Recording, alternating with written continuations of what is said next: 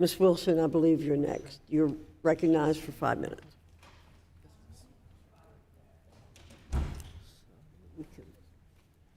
You're recognized for 5 minutes.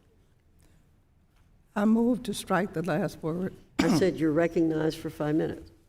I'd like to remind my colleague who just spoke that 76,800 borrowers in his district would be denied relief if this resolution were enacted in Wisconsin. I'm sure he doesn't want that to happen. Please help me understand what is wrong with this Congress. I have served on this education committee for more than 10 years, and out of the clear blue, Republicans are attacking public education and are anti-teacher, anti-college, anti-education, and anti-student. They're attacking our children, our schools with no shame. Why? What happened? Who drank the Kool-Aid? Not my education committee. Somebody help me wrap my hands around this. We all know that a college degree is the surest way to economic mobility for Democrats and Republicans. My parents paid for my college monthly like a mortgage, no loans. As the economy slowed and college costs rose, we ushered in college loans for some.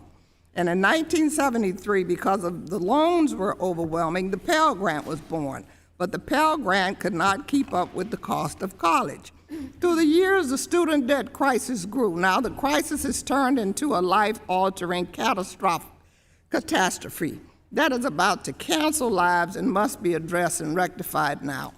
I personally know people in their 50s and 60s still paying for their student debt. In some instances, the principal amount owed has not changed. There are families who are on the brink of disaster because of the toll the parent plus loans took. Many have lost their homes. The cost of college keeps rising out of control.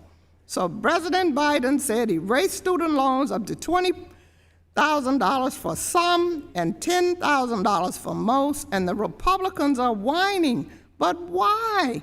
We bailed out the airlines. We bailed out the automobile industry, especially in Detroit. General Motors became known as Government Motors. State governments balanced their budget because of federal money from the pandemic. Local governments got tons of money. Members of Congress and their families got their PP loans forgiven, and Republicans never said a word. A little bad press here and there, but that was it. When we decided to bail out the students, the hard-working, want-to-be somebody college graduates who contribute to the economy, all hell breaks loose, and the whining turns to outrage. A 2024 twice-impeached Republican candidate for president filed for bankruptcy at least 5 times and had his loans forgiven by our government, millions and millions of dollars, but not the students.